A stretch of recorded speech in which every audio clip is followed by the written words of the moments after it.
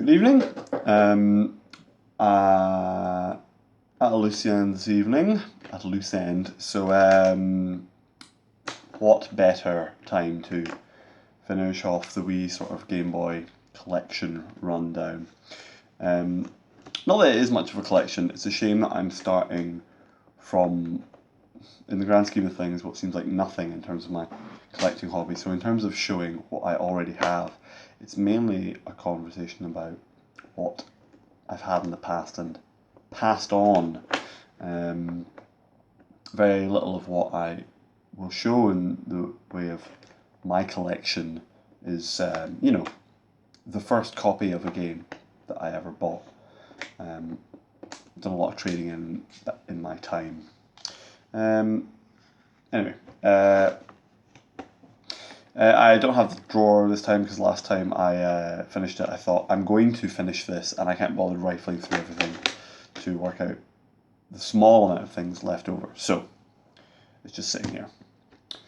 Start off with Mario Luigi Superstar Saga. Now, it's a good Game Boy Advance game. It's really good. It's kind of the first, well, it's one of the Super Mario RPG type games. It was the first one I played, actually. I never really had an N64. I had it when it was kind of already a bit old, and I really only had a handful of games for it. So I didn't play Paper Mario. Super Mario RPG, as I understand it, only came out in Japan back in the day anyway, not that I had a Super Nintendo. And Paper Mario, I did eventually play on the Wii Virtual Console, but I know it's quite expensive to get hold of now. £100, over £100, about that. So that'll be, oof. Will I get to the stage of spending that amount of money on games? It's a bit scary to think. Not right now, anyway. So yeah, I loved this game when I first played it. And when I thought, and I kind of do still think that the combination of RPG and action elements in terms of the timing and things was really well pulled off, and actually quite a good way of adding a bit of flavour into an RPG, a turn-based RPG style thing. But when I played the sequel on the DS, I wasn't enjoying it, and the way I summed up my experience was, whenever I got to, on the DS, the top screen, or I think the top screen, one of the screens was a lot of the time just showing the map, and whenever I got to so you always had a visual representation of where you were in an area, pretty much all the time you were playing it, as I remember, and I was constantly aware of the feeling when I saw myself getting to the end of an area. Oh, thank God, I can stop playing this when it's done. Or maybe at the end of this area, I'll end up in a kind of villagey, a town kind of fetch quest bit where I can stop the gameplay, stop the battles, the meat of the gameplay. I wasn't enjoying the actual game. I wanted the distractions that usually split up the main stuff in an RPG, of which there was not a lot, if any. And the game itself, I found, really just sort of going from one place to another. It sort of dragged you around a bit like I remember Dragon Quest on the PlayStation. You did one thing, and then it didn't really feel like progress. You were just sort of doing annoying little thing after annoying little thing. Anyway, when I bought this again recently, again, this is a replacement for the one I had a long time ago, I was kind of disappointed to find that those feelings were renewed, revived. So I don't like this as much as I used to like it, and that's a shame because I remembered it as being really good. I had my eye out for this.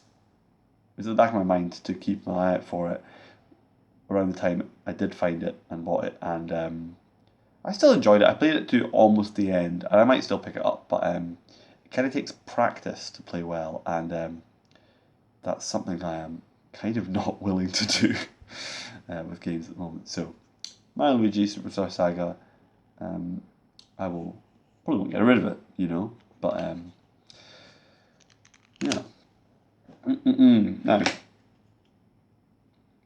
Metroid Fusion. This is another of my games that I know to be a copy, a fake, and actually, yeah, it's pretty clear. It's pretty clear when I'm looking at it how poor resolution the print on that is. It's a bit hard to tell how clear it is there because my camera doesn't focus properly, so that is it blurry. That I think is it clear, but you can see that the label still looks like shit. So that's something I'll be replacing at some point. I think I just don't. It just feels a bit crappy, really. But great game, obviously. I bought this recently. I bought it. This and my other kind of rep production. Is that what they call them? Yeah, rep production carts. Kind of fake Game Boy Advance games I bought knowingly because they were very cheap, like £7 each or something. I bought them at the same time, just after Christmas this year, and at a shop which has since closed down in Glasgow, GeForce, kind of the only independent games place that was left. It's a shame that it's gone. I did occasionally make the effort to buy from there when I knew I could get something slightly cheaper in CEX, but I wasn't really shopping there for long enough to kind of give them my business an enormous amount. I was actually waiting for some work to come in around summer, so I could spend a bit more money on games. And there was a few things I was looking out for there, including the NES, which I did buy at this point. I was waiting for work to come in and have a bit more disposable income, and the day I went out with like my wad of cash was when they put up the closing down closing down sale sign in the window. So that was pretty unfortunate, but I got a minor closing down deal on the NES.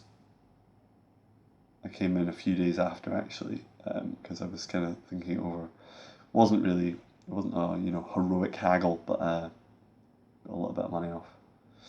It's a shame. Good place, but I've heard it might turn up again in some guise, but I don't really know what that means. So, yep, another from the same place. Now this is something whose counterfeit nature I might have to just put up with, because this is not easy to come by, or rather, it's very expensive. Boxed, the Castlevania double pack, which contains Aria of Sorrow, and Harmony of Dissonance. It's £90. What is with Castlevania games being so expensive and rare? And presumably rare. I can't think what else would make them so expensive. Yeah, I saw a boxed copy of this in CEX a while ago for £90. And so Castlevania Chronicles on PlayStation for about £100. Castlevania New Generation on the Mega Drive about £100. Symphony of the Night is like £250 now. It's a bit mad. Yeah, and even unboxed, this was about like 40, 50, 60 quid. Can't remember, but a lot of money. This is not even, an original of either of these games. This was it's almost like a value bundle they released, and I did have it when it came out because it was the first time I'd played Aria of Sorrow. I had played Dawn of Sorrow on the DS first and really enjoyed it. So this was, when this came out new, this was my first opportunity to play Aria of Sorrow easily. And so, for its own sake, it's not a desirable thing. It's good to be able to play the two games, but and I don't know how expensive they are individually. I wouldn't be surprised if they were, if this was still a cheaper way to get it, even forking out full price for it. But I got it incredibly cheap, £7. It's a fake, and I think because of the nature of this as a kind of double pack, I have far fewer reservations about keeping this. I have no ambition of, owning an authentic Castlevania double pack. That just is not very cool. So this will probably be staying in my collection as a fake because, just to play those games. Which is, kind of a more defensible reason to be buying these things in the first place. And it's good to remind yourself of that. Yeah. I'm actually going to leave it there because I was rambling a bit, obviously, and my dinner's ready. So, cheers.